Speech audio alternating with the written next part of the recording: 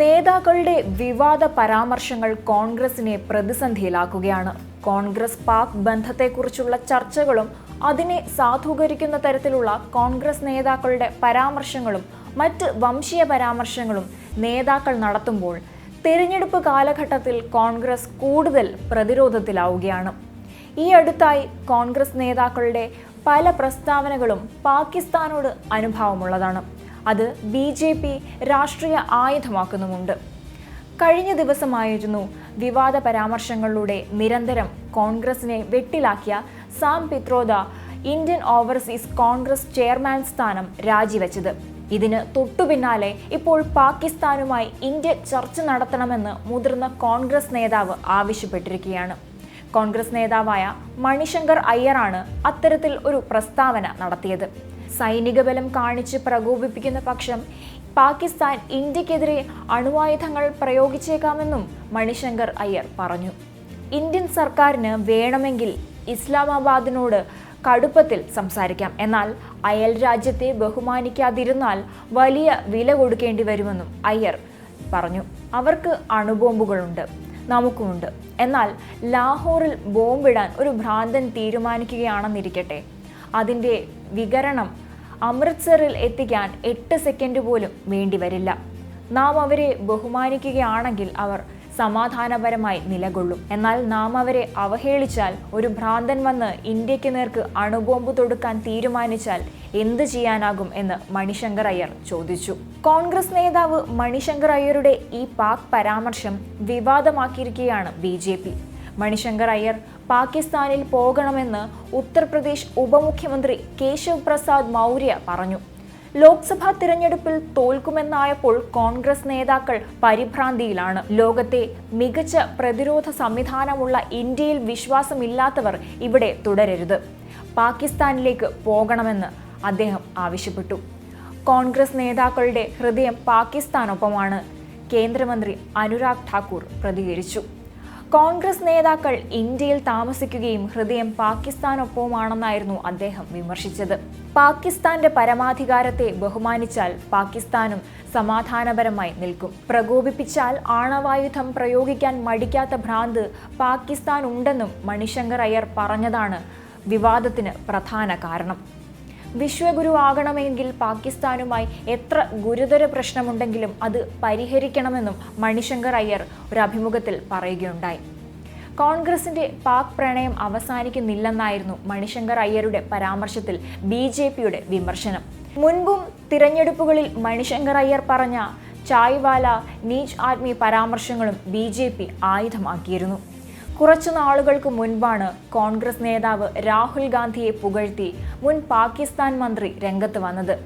ഇമ്രാൻ മന്ത്രിസഭയിലെ ചൗധരി ഫവാദ് ഹുസൈൻ ആയിരുന്നു തന്റെ സോഷ്യൽ മീഡിയയിലൂടെ രാഹുൽ ഗാന്ധിയുടെ വീഡിയോ പങ്കുവെച്ചുകൊണ്ട് പുകഴ്ത്തിയത്. രാമക്ഷേത്ര പ്രതിഷ്ഠാ ചടങ്ങിൽ ക്ഷണിക്കപ്പെട്ടവരെക്കുറിച്ചും BJP സർക്കാരിനെ കടന്നാക്രമിക്കുന്ന രാഹുൽ ഗാന്ധിയുടെ എഡിറ്റ് ചെയ്ത വീഡിയോ ആയിരുന്നു പാക് മന്ത്രി സോഷ്യൽ മീഡിയ അക്കൗണ്ടായ എക്സിൽ പങ്കുവച്ചത്. അതേസമയം രാഹുലിനെ പുകഴ്ത്തിയ പാക് മന്ത്രിയുടെ പോസ്റ്റ് പ്രത്യക്ഷപ്പെട്ടതിന് പിന്നാലെ കോൺഗ്രസിനെ BJP കടന്നാക്രമിക്കുകയും ചെയ്തിരുന്നു. BJPയുടെ IT സെൽ മേധാവിയായ അമിത് മാളവ്യ ആയിരുന്നു കോൺഗ്രസിനെതിരെ അന്ന് രൂക്ഷ വിമർശനം നടത്തിയത്. ഇമ്രാൻഖാൻ മന്ത്രിസഭയിൽ ഇൻഫർമേഷൻ ആൻഡ് ബ്രോഡ്കാസ്റ്റിംഗ് മന്ത്രിയായി സേവനമനുഷ്ഠിച്ച CH ഫവാദ് ഹുസൈൻ രാഹുൽ ഗാന്ധിയെ പ്രശംസിക്കുന്നു. പാകിസ്ഥാൻ തിരഞ്ഞെടുപ്പിൽ മത്സരിക്കാൻ കോൺഗ്രസ് പദ്ധതിയിടുന്നുണ്ടോ എന്നായിരുന്നു അന്ന് ഈ വിഷയത്തോട് പ്രതികരിച്ചുകൊണ്ട് അമിത് മാളവ്യ ചോദിച്ചത്. കോൺഗ്രസ് ഇന്ന് മുസ്ലിം ലീഗായി മാറിയിരിക്കുകയാണെന്നും പാകിസ്ഥാനിൽ ഇന്ത്യക്കെതിരെ പ്രവർത്തിക്കുന്ന നേതാക്കളുമായി കോൺഗ്രസ് അടുത്ത ബന്ധത്തിലാണെന്നുമായിരുന്നു BJP വിമർശിച്ചത്. പുൽവാമ ഭീകരാക്രമണം നടത്തിയത് പാകിസ്ഥാനാണെന്നും അതിൽ അഭിമാനമുണ്ടെന്നും പാർലമെന്റിനുള്ളിൽ പറഞ്ഞ വ്യക്തിയാണ് ഫവാദ് ചൗധരി. അന്ന് രാഹുലിനെ പ്രശംസിച്ച് ഫവാദ് പങ്കുവച്ച പോസ്റ്റ് സഹിതമായിരുന്നു അമിത് മാളവ്യ ഇങ്ങനെ വിമർശിച്ചത്.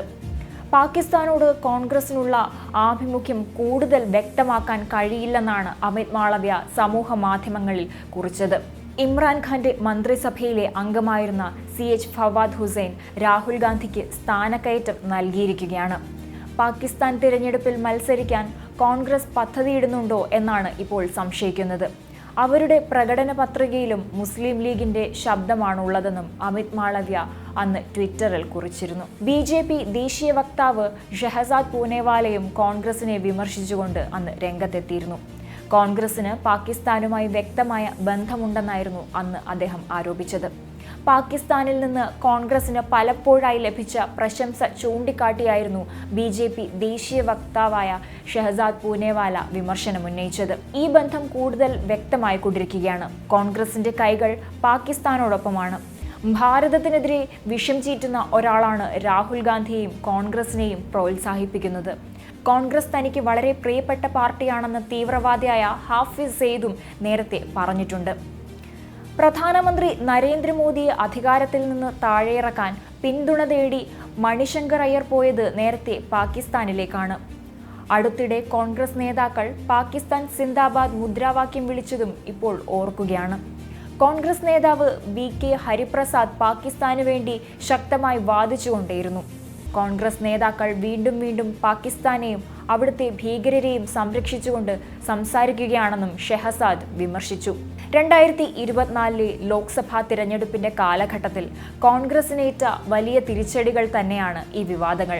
കാരണം ദേശീയ രാഷ്ട്രീയത്തിൽ ഈ വിഷയം ഏറെ ചർച്ച ചെയ്യപ്പെടുകയും അത് BJP ഒരു രാഷ്ട്രീയ ആയുധമാക്കി ഉപയോഗിക്കുകയും ചെയ്യും.